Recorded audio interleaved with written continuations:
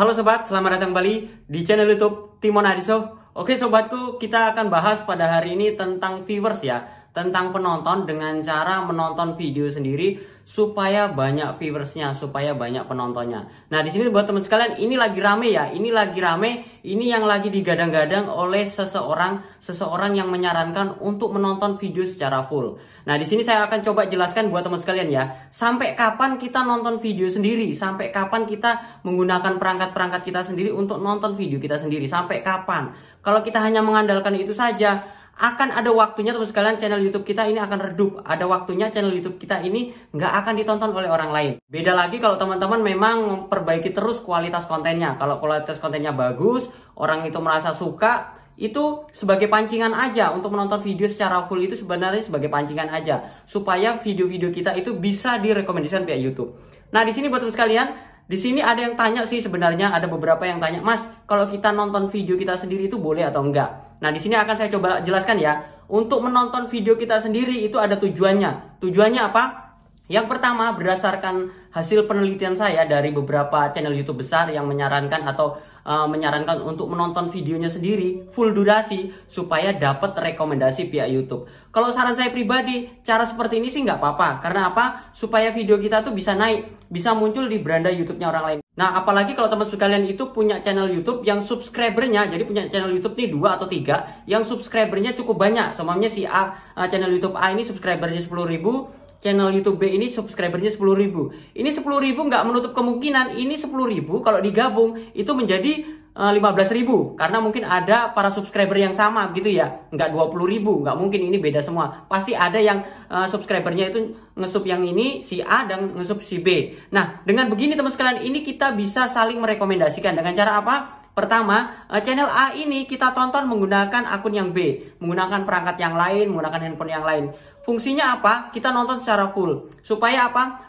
Video si A ini direkomendasikan para subscribernya di channel YouTube yang B ini ya. Itu nggak apa-apa. Karena apa? Kita memancing sistem rekomendasi pihak YouTube. Tapi di sini teman sekalian, kalau kualitas konten kita, video-video kita nggak menarik, nggak bagus, ini nggak akan ditonton juga. Jadi kualitas konten ini cukup penting. Kalau teman-teman hanya mengandalkan supaya direkomendasikan via YouTube, tapi kualitas kontennya nggak bagus, ini nggak berfungsi juga teman sekalian. Kalau cara ini nggak apa-apa. Habis itu yang kedua teman sekalian, ada dengan cara ini, dengan cara nonton sendiri untuk mendapatkan penghasilan besar menggunakan VPN atau sejenisnya ya, seperti itu. Nah kalau menurut saya pribadi, hati saya nggak berkenan ya teman-teman sekalian. Dengan cara ini sebenarnya kita membodohi pihak YouTube. Pertama, kita membodohi pihak YouTube. Yang kedua, kita membodohi orang-orang yang beriklan di YouTube itu sendiri. Karena apa? Orang-orang yang beriklan di YouTube itu berharap mendapatkan para pengunjung atau para penonton yang nonton iklannya itu orang asli. Nah ini kita akal-akali ya, kita tonton sendiri iklan yang muncul, kalau perlu kita klik gitu ya, supaya penghasilan kita gede. Apalagi menggunakan VPN. Kita seumpamanya konten-kontennya konten luar negeri, bahasa Inggris ya, kita menggunakan VPN, kita tonton. Itu kan nilai iklannya besar sekali tuh. Nah, ini kita melakukan pembodohan. Satu, pembodohan terhadap pihak YouTube itu sendiri. Yang kedua, terhadap pengiklan. Kasihan pengiklan, sudah mengeluarkan uang banyak-banyak, tiba-tiba iklannya muncul di orang-orang yang melakukan pencobaan seperti ini. Itu dosa. Kalau menurut saya pribadi, hati saya itu dosa. Kalau saran saya pribadi, jangan. Dan selain itu teman sekalian, kalau kita melakukan dengan cara menggunakan VPN ini, teman sekalian, channel YouTube teman-teman itu bisa di-banned. Bisa di-banned permanen. Banyak contohnya kok, ada channel YouTube besar yang sudah berbagi ya, bisa dapat uang sampai dengan 30 juta, habis itu di-banned karena main VPN. Saya pribadi teman-teman, walaupun saya begini ya, penghasilan semua punya saya itu nggak pernah main VPN. Saya nonton sendiri pun baru-baru untuk memancing sistem rekomendasi. Dulu-dulu saya nggak pernah. Karena apa? Menurut saya pribadi nonton video sendiri ini nggak ada fungsinya, nggak ada gunanya. Buat apa kita nonton video sendiri? Kalau untuk memancing sistem rekomendasi boleh. Tapi kalau berkelanjutan, continue, kalau konten kita itu nggak menarik, nggak bagus, apa yang mau disuguhkan ke orang lain tersebut? Mereka nggak akan nonton video kita walaupun muncul di beranda mereka. Nah, untuk menonton video sendiri teman-teman, ini ada saran ya, saran dari saya ya. Saran dari saya adalah teman-teman punya perangkat lain. Jadi kalau nonton video sendiri itu jangan menggunakan email sendiri, jangan menggunakan perangkat sendiri. Sumpamanya channel A nih ya, channel A ini kita mau nonton videonya menggunakan perangkat A, habis itu email A itu nggak berfungsi ya, karena kita terdeteksi itu nonton video sendiri. Kita harus menggunakan perangkat B. Kita menggunakan perangkat B, email B, channel B. Kita tontonlah ini. Tapi yang A ini jangan login di B. Jadi otomatis dia seolah-olah ini orang lain nonton durasi secara full. Yang B, saran saya lagi teman sekalian, yang B ini saran saya ini udah buat channel baru, habis itu udah ada subscribernya. Kalau perlu subscribernya banyak juga. Jadi ini nonton sini, ini nonton sini. Fungsinya apa? Fungsinya adalah untuk saling merekomendasikan dari pihak YouTube, memancing sistem rekomendasi pihak YouTube. Tetapi kalau ini tidak dilakukan teman sekalian, apakah bisa direkomendasikan pihak YouTube video-video kita? Bisa, sangat bisa sekali. Kalau kualitas konten teman-teman itu bagus. Jadi tanpa melakukan ini pun video kita bisa direkomendasikan pihak YouTube. Seperti contoh video-video saya pribadi ya. Ada beberapa video saya itu bisa naik ya, tanpa saya harus nonton sendiri seperti itu. Bahkan pernah saya tuh nonton video saya sendiri karena saya udah tahu, ini kan video saya udah ngerti, saya yang buat seperti itu. Kadang-kadang saya buka tuh hanya nggak sampai 1 menit saya tutup lagi. Sebenarnya cara-cara itu ngerusak ya. Ngerusak kalau kita nontonnya hanya sebentar. Kalau udah terlanjur nonton teman sekalian, lanjutkan aja sampai 3 menit. Kalau perlu sampai full durasi, sampai selesai videonya. Lalu apakah kalau kita nonton di channel atau video-video di channel YouTube besar itu berpengaruh ke sistem rekomendasi YouTube? Enggak gitu. Kan ada yang menyarankan begini ya. Kita nonton nih video di channel YouTube kita nih, di A ya. Kita nonton nih full durasi seperti itu. Habis itu kita nonton lagi di channel YouTube besar menggunakan perangkat lain ya. Kita nonton nih.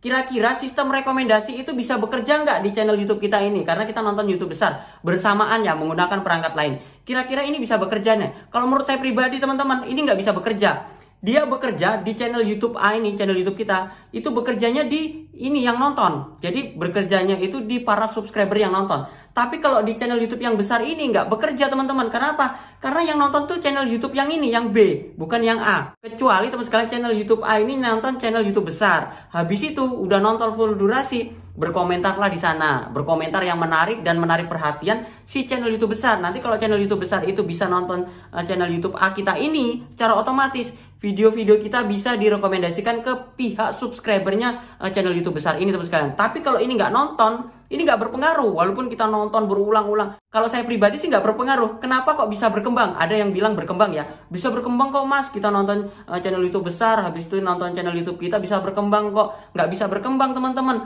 Kalaupun bisa berkembang, itu sebenarnya saling merekomendasikan, bukan dari channel YouTube besar. Tapi dari channel YouTube-nya sendiri, seperti yang ini ya, channel YouTube-nya sendiri yang antara A dengan si penonton ini. Secara otomatis karena ditonton secara full durasi, ini direkomendasikan ke channel YouTube yang nonton ini tadi. Jadi bukan dari channel YouTube besar. Kecuali channel YouTube besar ini berkeliaran nonton channel YouTube kecil ya. Semuanya saya pribadi ya, nontonlah channel YouTube teman-teman yang kecil-kecil tuh. Nah, lihat aja nanti efeknya ya.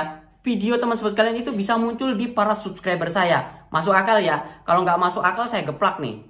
Jadi sampai sini udah paham ya teman sekalian, untuk nonton video sendiri itu nggak apa-apa, asal targetnya adalah sistem rekomendasi YouTube. Tapi kalau teman sekalian untuk mentargetkan banyak penghasilan, besar penghasilan, kita menggunakan VPN stop ya. Kalau teman sekalian sudah melakukan hal-hal yang nggak benar, di luar nalar, maksudnya mengakal-akali, itu saya yakin pertama channel YouTube-nya bisa dibanet. Yang kedua, nggak berkah penghasilannya teman-teman, apalagi untuk keluarga. Saran saya pribadi, teman-teman melakukan dengan cara alami aja. Kita menggunakan teknik SEO, Search Engine Optimization. Kalau teman-teman, mas, itu channel YouTube sono itu menggunakan kamera biasa, habis itu ngobrolnya biasa, backgroundnya biasa, bahkan kameranya redup-redup gitu. Tapi kok view-nya bisa banyak? Itu karena apa? Itu karena teknik berbicaranya baik, karena teknik ngomongnya itu bagus.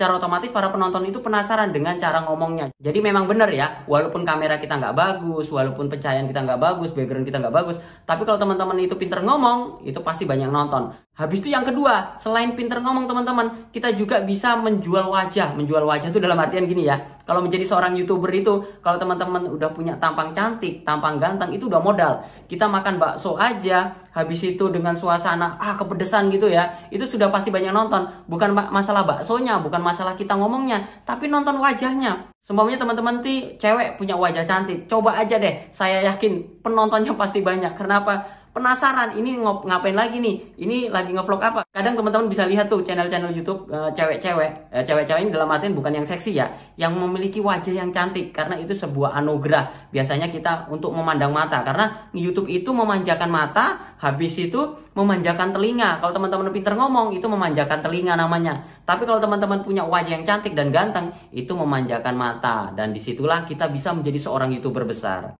Oke sahabatku, itu saja sharing saya tentang cara nonton video yang benar itu seperti apa, yang salah tuh seperti apa. Jadi buat teman-teman udah jelas ya. Kalau nggak jelas, nggak paham, tak geplak nanti.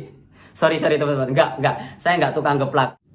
Oke sobatku, itu saja sharing saya. Semoga bermanfaat. Jangan lupa like, comment, dan subscribe. Dan sampai jumpa di video saya selanjutnya. Sekian dan terima kasih.